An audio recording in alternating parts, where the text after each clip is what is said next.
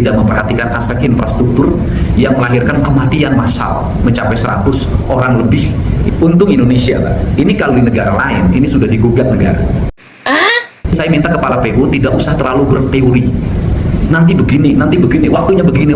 Saya tidak suka orang yang pesimis.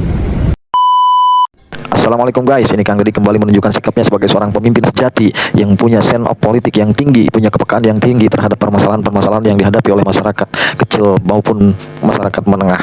Nah, hal ini beliau sampaikan ketika pertemuan dengan para pejabat, para bupati dan Kapolres Bogor, dan beliau menyoroti kejadian-kejadian yang menimpa masyarakat Parung Panjang khususnya yang menyebabkan tragedi kematian ratusan orang disebabkan oleh tambang ilegal lagi guys. Nah, bagaimana beliau menyikapinya? Mari kita simak sama-sama.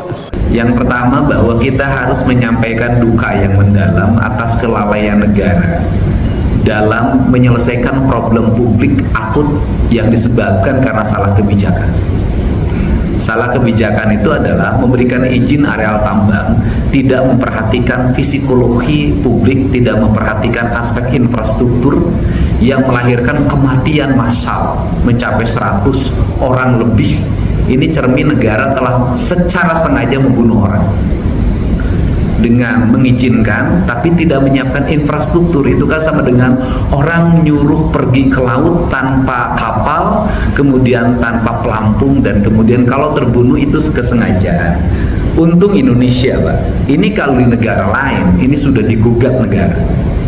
Nah, untuk itu tidak lagi saya minta kepala PU tidak usah terlalu berteori.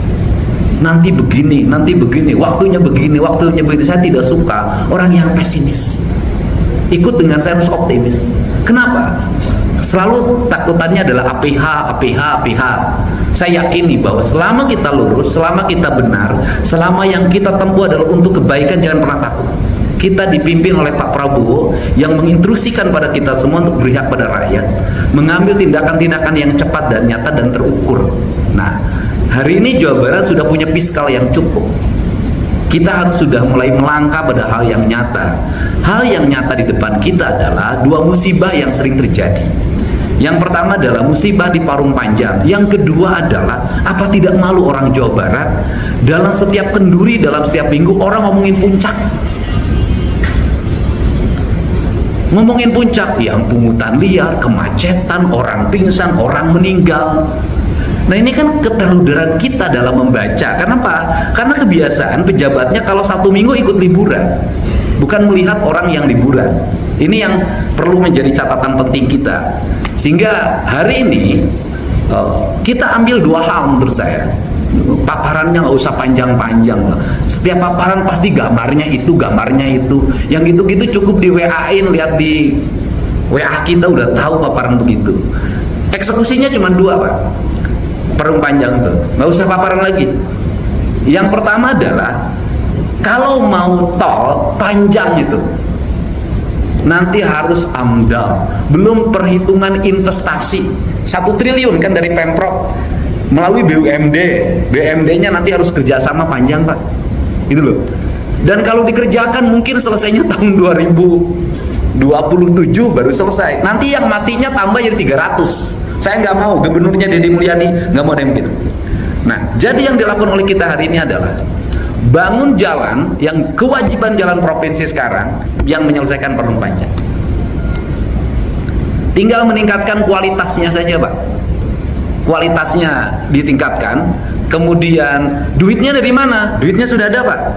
Duit yang di BUMD 70 miliar tarik oleh Pemprov. Kan sudah ada 70 miliar nongkrong di situ. Itu duit 70 miliar kalau di bank, kalau diputerin udah jadi berapa? Tarik, Pak. Kembali lagi ke Pemprov, alokasikan untuk jalan. Nah, di 2026 untuk tol itu terus sekarang ditempuh prosesnya. Jangan sampai kita berspekulasi ingin membangun tol tambang, tolnya udah 3 tahun nggak kebangun-bangun, jalan provinsinya nggak dibangun, yang matinya tambah banyak. Ini yang perlu saya sampaikan. Kemudian yang kedua, untuk jalan yang puncak 2 sudah aja bikin perencanaan dengan baik gitu loh. Lakukan, kalau mulai dari sekarang ada alokasi 100 miliar 200 miliar, mulai dulu. Jangan dulu berpikir 7 triliun, jangan. 7 triliun tidak akan terwujud kalau tidak dimulai dari 100-200 miliar. Saya selalu menggambarkan tadi malam, merangkai jalan provinsi jangan terlalu berpikir idealis, harus 8 meter lebarnya, 12 meter, bebasin jalan. Jangan Pak, kalau kita buka peta jalan, ada jalan yang tidak diakui oleh provinsi, tidak diakui oleh kabupaten, tidak diakui oleh desa, yang itu dibangun oleh leluhur kita Pak, dari desa ke desa nyambung gini, terus nyambung, itu disusuri, itu digerakin pakai TNI, kemudian pakai alat berat, digerakin gitu aja nyambung, sehingga yang konsep jalan Sukabumi sampai Pangandaran itu cukup nyambungin jalan desa, nggak usah bikin konsep lagi perencanaan jalan provinsi. Itu cara cepat kita menyelesaikan masalah. Toh pada akhirnya ketika jalannya dibuka, yang pakai juga rakyatnya, kan mobilnya ukuran kecil. Ini. Nah, rapat hari ini fokusnya satu, bukan ngebangun jalannya, karena fokus satu hari ini adalah putuskan yang sebagai Pak Kapolres kemarin, bagaimana mengatur jamnya dulu Pak. Gitu loh, hari ini kita mengatur jamnya dulu, hari ini putusin gitu kan, agar apa? Agar anak sekolah pergi kerja tidak berbenturan dengan mobil tambang. Itu dulu. Kalau urusan jalan mah ngebangun mah nggak usah rapat begini gitu loh. Nah itu dulu yang diputuskan awal sekarang. Nah setelah itu nanti baru kita urusan langsung ke puncak 2, karena puncak 2 lintas kabupaten. Nah itulah guys kejeniusannya Gubernur Jawa Barat seperti itu. Jadi jangan terlalu terikat sehingga menjadikan disiplin mati.